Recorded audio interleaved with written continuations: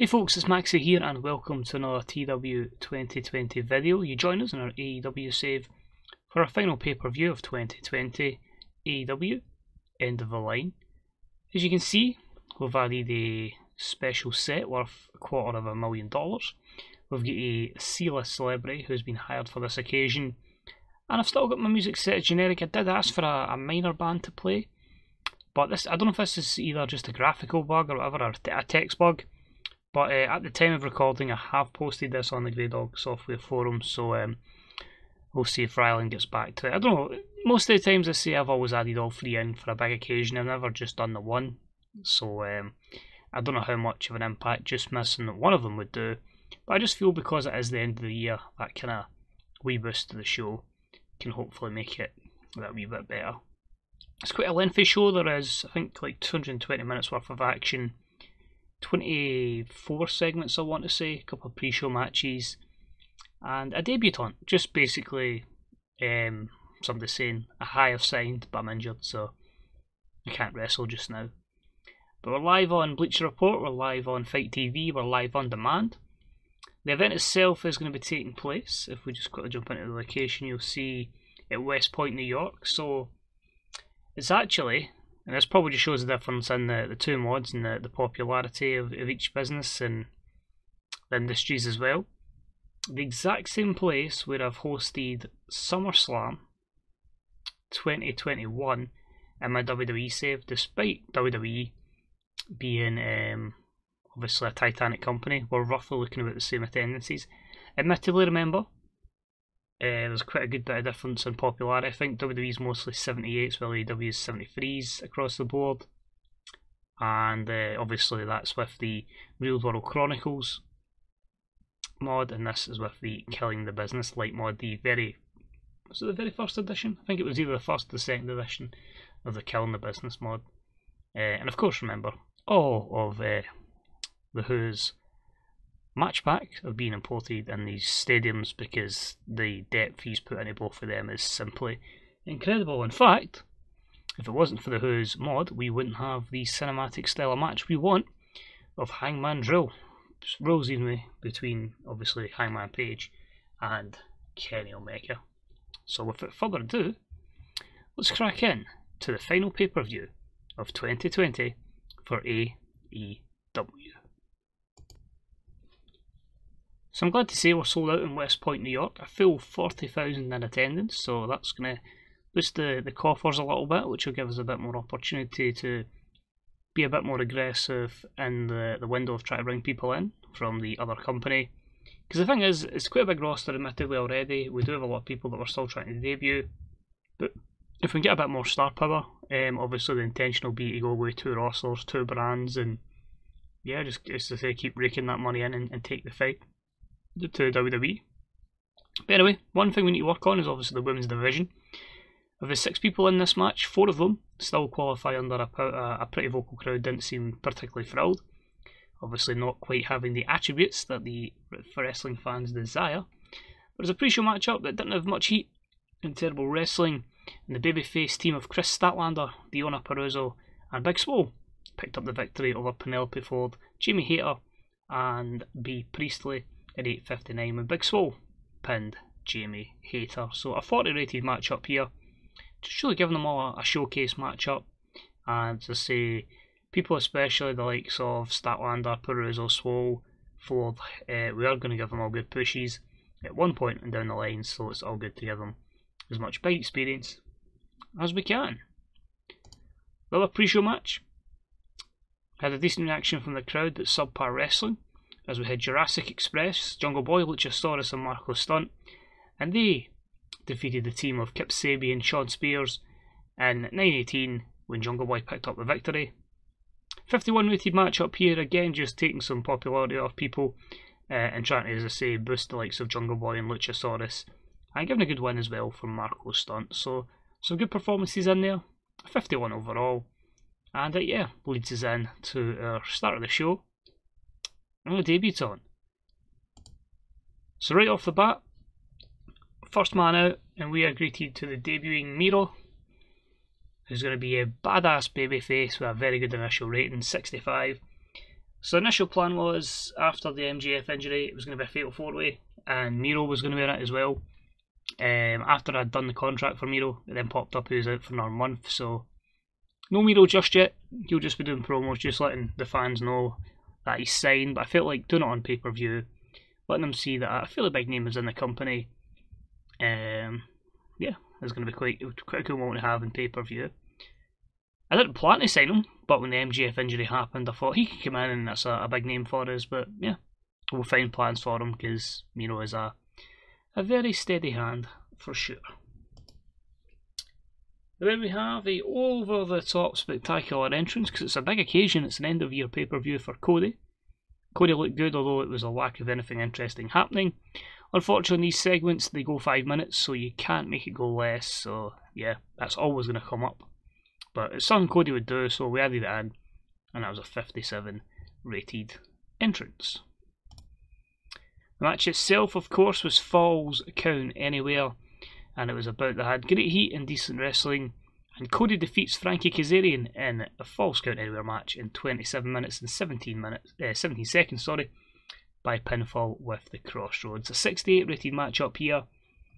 So much hatred between these two. I mean, the guy stole his wife, for God's sake. But Cody wins. It'll be interesting to see where they go from here. So, it's just one of those things that happened in the game. Frankie took his wife, so yeah, you've got to take it into a storyline and go with it. I did make it storytelling as well, because a lot of the other matches I kind of wanted to keep away from that, because I felt with the wee bit of difference in overness that it would maybe drop a wee bit. So yeah, 68 still good though.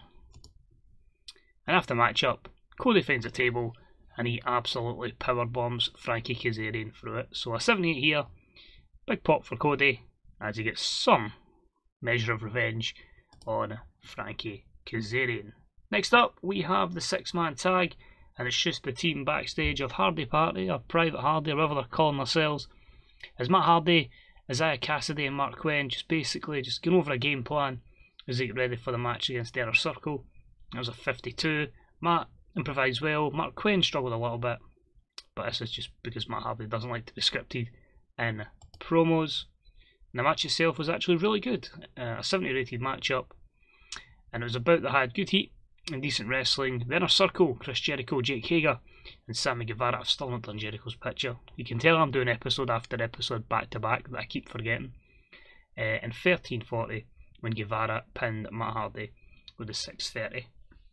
Now with this match, I actually was back and forth with who was going to go over. There was a temptation to put Private Party over, but I felt like with Jericho's decline in physical ability, not being able to hold up in one-on-one matches, I think I'm going to try and push him and Guevara in the kind of tag ranks, as just basically using the Sex Gods as a tag team. It's a stacked tag division as it is, but I just feel that'll cover Jericho's weakness of in-ring performance, but it'll certainly push him forward in terms of his promo skills. Because you can see, if you'll just look at the in-ring performances, Private Party are fine, mid-60s. Matt's dropped to a 52 again, it's just a physical decline. Sammy Guevara 73, Jake Hager 67, Chris Jericho 57, so it just shows, nothing wrong with Chris Jericho, his promos are absolutely nailed, but just the way the attributes in this work, it goes against them with his decline. But still, good matchup, very happy with that, and a good spotlight for Private Party. Next up, we have a promo. I had a little surprise segment here that was added in at the last minute, and it's just Peter Avalon and Leva, and Peter's just basically saying, it's a big event, where's Peter Avalon's match? I demand an opportunity to get my first victory in All Elite Wrestling. It's just challenging MD to come out and fight him. And a man that comes out and fights him on his debut, because I noticed they'd signed in time, Tomohiro Ishii, and it was an extremely short match as you would imagine, and Ishii picks up the win over Peter Avalon in 5:06 with the vertical drop brainbuster. A 53, Ishii debuts the badass gimmick, got adequate, fans don't like Peter Avalon, I don't know why, the man is hilarious, but Ishii just destroys him and makes an impact on his debut. Promo next, and it's just Jake Roberts talking to Lance Archer ahead of Lance's TNT Championship defense against Claudio Castagnoli. and I get a 77. The match itself went as you would expect, a 68 rated matchup.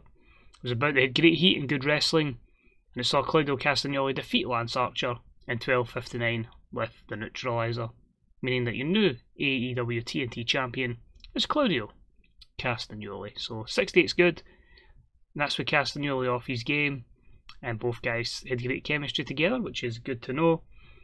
The reason they're putting Castagnoli over, not just because he's an ex-WWE guy, but effectively the role that Cody's been doing with the TNT Championship is what you can do with Castagnoli, just putting on kick-ass matches against everybody going forward. Archer was a good champion, but it'll be interesting to see where him and Jake go from here. And Castagnoli celebrates, that's a 65. Moving along, we have the Women's Championship on the line, the AEW Women's World Championship. Decent matchup that saw Nikki Storm defeat Awesome Kong in 9:44 by countout. Nikki Storm made the 4th defence of the AEW Women's World title. So a 65. It was basically a case of giving Nikki a victory, but a bit more believable that she's still in via countout.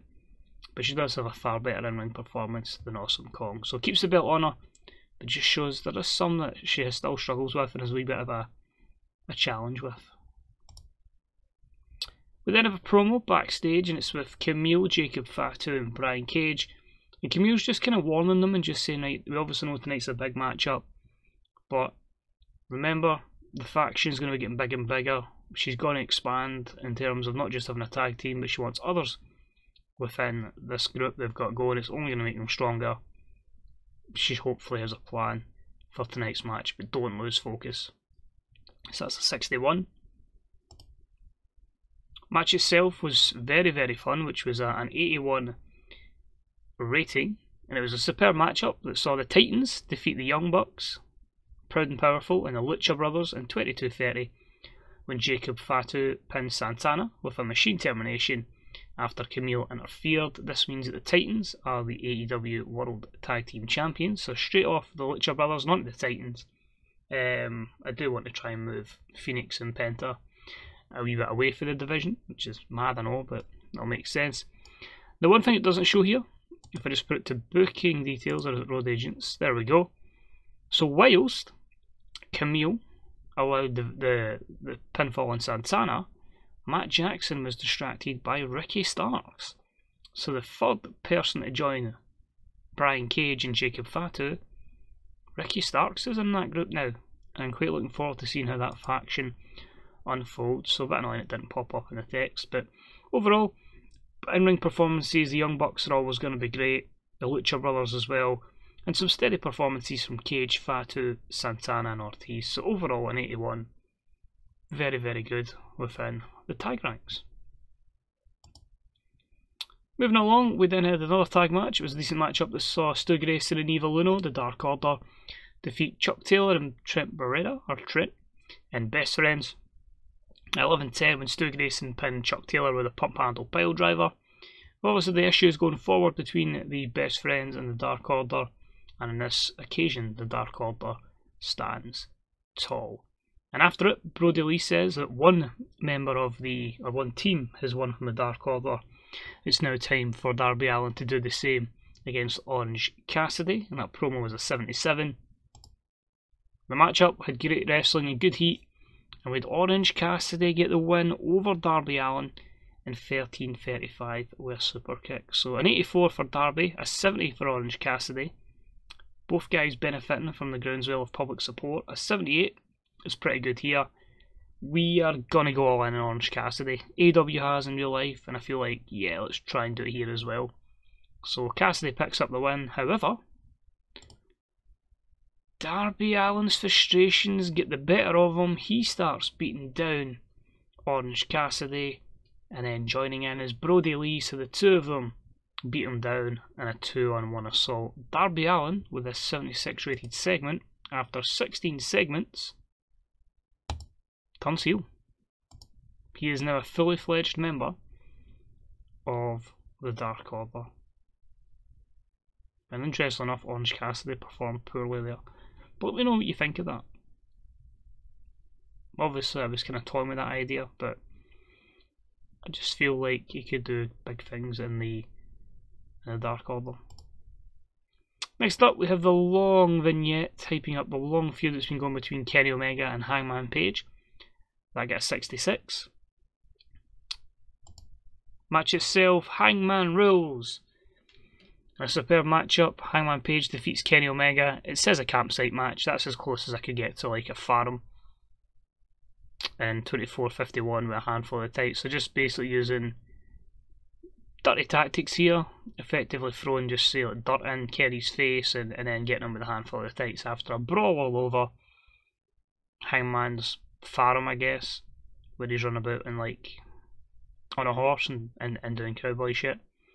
But lots of spots. An 82 is very good. Kenny with 86. Hangman with 70. I just felt Hangman needed it more. And what I like as well is the industry leader production values added to the cinematics match style. So that's hopefully gave it a wee boost as well. So that's pretty good. Oh no, I've got my crowd management on. No, we're going to get a burnt-out crowd. But thankfully I think we have only got one more match. So that'll give us a few penalties there. So we probably even looked up at an 84. But I get that crowd burnout away. After the match up, we just have Hangman just saying, it's done, it's over Kenny, I'm victorious, just leave me alone, I've got bigger fish to fry. Then have Pac's promo, that was in 84, just typing up the main event for tonight. Obviously MJF's out, so it's now Pac, another chance at the championship against Moxley, and Wardlow win there, so it'll be interesting to see how Wardlow does. And the main event match itself, how's it going to go?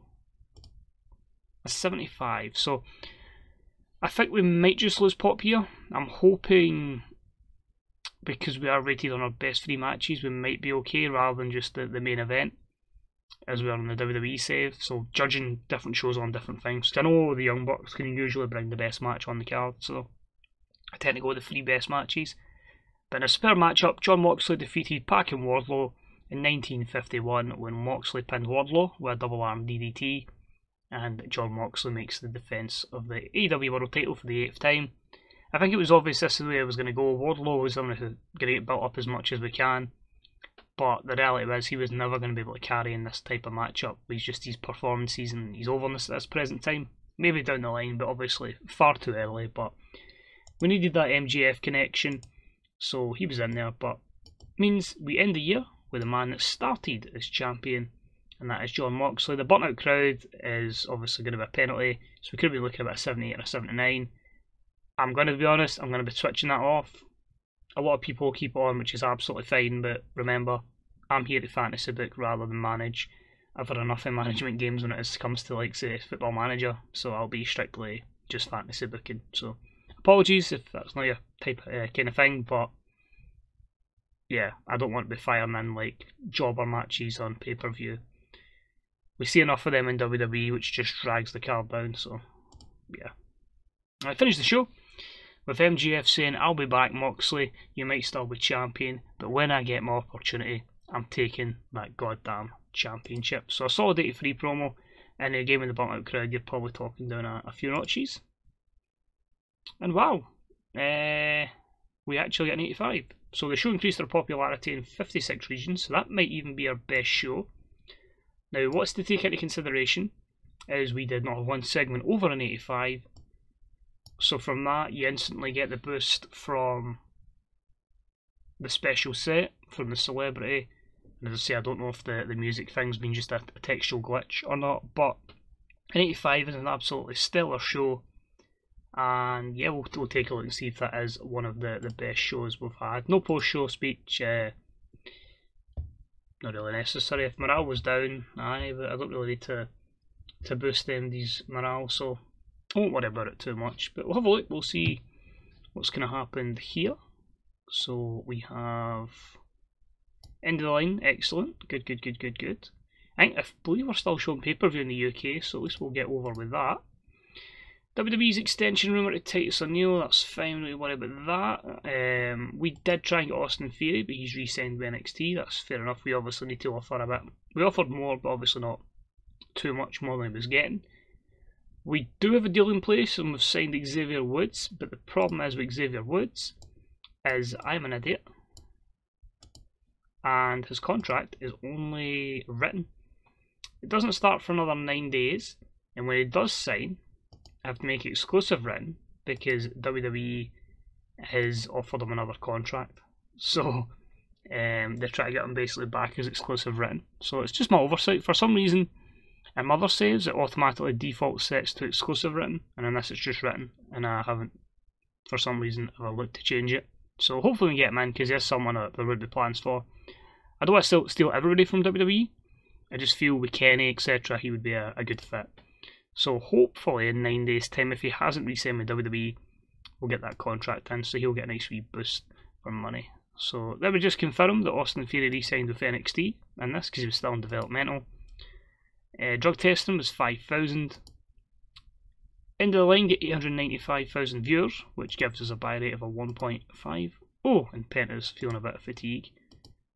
So in terms of size, 74, which is good there. Next good place is the UK, but we're just really focusing, if we are needed to, in the US.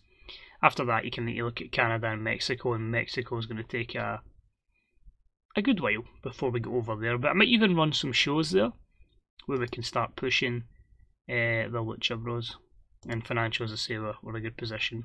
Hopefully making a good bit more profit, although we are going to be down with broadcast revenue because of the TNT, and we'll check the rest of them hopefully shortly. So for now, a wee quick pause, and I'll join you in 2 wee seconds with the Power 500. So let's check these together. It's also worth noting as well, it's obviously the Killing the Business Light mod, so there's probably going to be only like, I think there's only 1,500 wrestlers in it. So eventually down the line there will be imports from other mods, the likes of bringing in Abaddon, Anna Jay, these kind of people. Just when I can find room for them, we'll bring them in as well, because obviously the mod doesn't have them, but if we can get as close to the wrestlers that break through, then we'll certainly do that. Because we had the case in the TEW2016 save I done, where a lot of wrestlers came through, because it was a 4-year save, and obviously they weren't really prominent in 2016. But by the time 2019 came, it's like, oh, they're really good. We should import them. So we'll look to do stuff like that over the course of this save as well. So Wrestler of the Year went to Will Ospreay. He won it for the first time. Company of the Year, New Japan, always is. Team of the Year has went to the Young Bucks. So there we go. AEW with our first success there, as the Young Bucks are the winners of the Tag Team of the Year. Match of the Year went to Sanada versus Okada on the G1 Climax Night 13, 29. I'm hoping that means it's just the 29th G1 and that was their 13th night. Show of the Year went to the same show. The Young Wrestler of the Year went to El Hijo del Vikingo. The Veteran Wrestler of the Year went to Brock Lesnar. The Female Wrestler of the Year went to Charlotte Flair. So that's going to be a challenge, is just try to topple like Charlotte and all that with our division that's still obviously we're trying to build up. Independent Wrestler of the Year went to Jonathan Gresham. Manager of the Year went to MVP. Fair play. In real life, I'd quite struggle to argue that. Mauro Ranallo with the Announcer of the Year. Don Callis is the Colour Commentator of the Year. And the Referee of the Year went to good old Drake.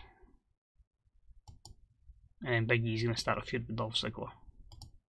And Roman Reigns and Kevin Owens. As far as the Power 500, so you can see they are mostly dominated by New Japan and WWE guys. What we'll do is just filter it by... That's going to be interesting. It says their minimum age 1800.